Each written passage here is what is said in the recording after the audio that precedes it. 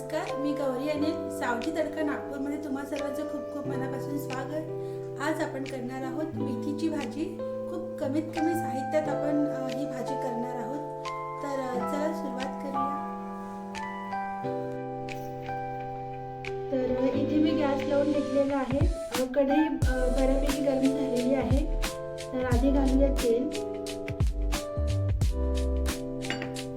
तेल आपण छान गरम होऊ देऊया।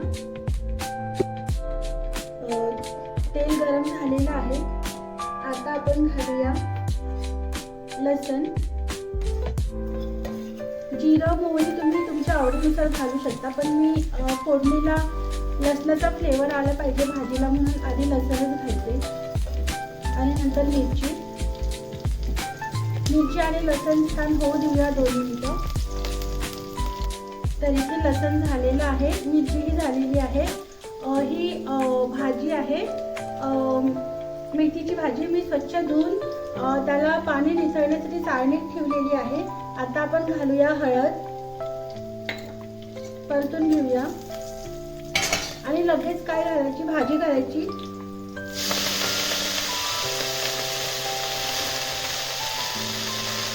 भाजीला परतून घेऊया।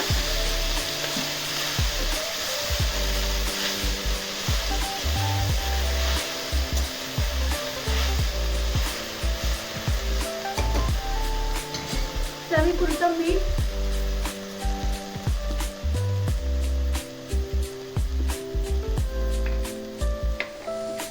छान परतून घेऊया।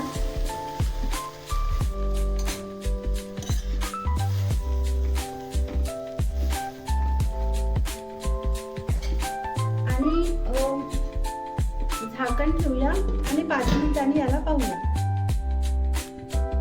तर 5 मिनिटं झालेली आहेत, पाहूया आपण भाजी। मस्त सुगंध येतो मेथीच्या भाजीचा आणि लसणाचा सुद्धा।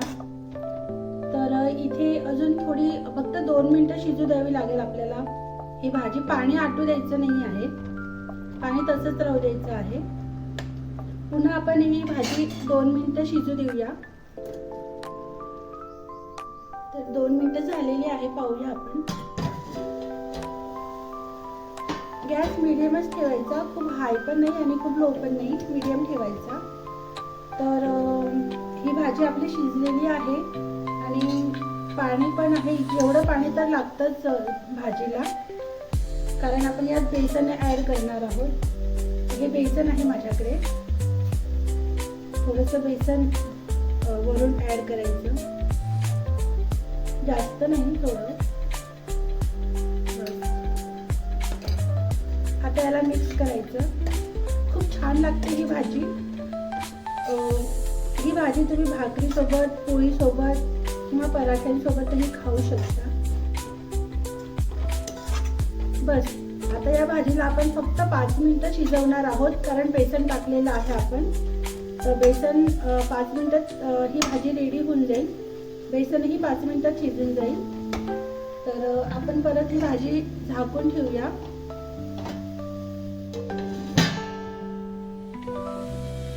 त्याची 5 मिनिटं झालेली आहे, पाहूया आपली भाजी कशी काय म्हणते। मस्त सुगंध येतोय आणि भाजी ही शिजलेली आहे।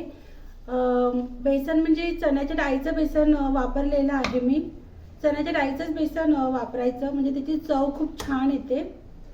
आणि बस ही भाजी तयार आहे। मी गॅस बंद केलेला आहे आणि ही भाजी तुम्ही पराठ्यासोबत, पोळीसोबत किंवा भाकरीसोबतही खाऊ शकता। तर चला मी ही भाजी सर्व करते।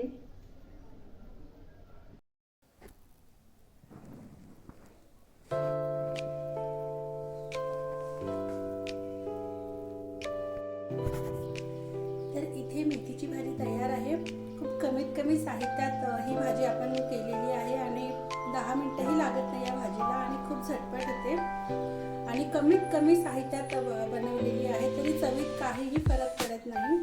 तर मी टेस्ट करते। ही भाजी तुम्ही पराठ्यासोबत, पोळीसोबत किंवा भाकरीसोबतही खाऊ शकता।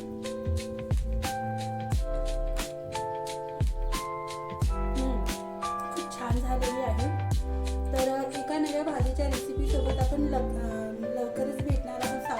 नागपूरमधून. तोपर्यंत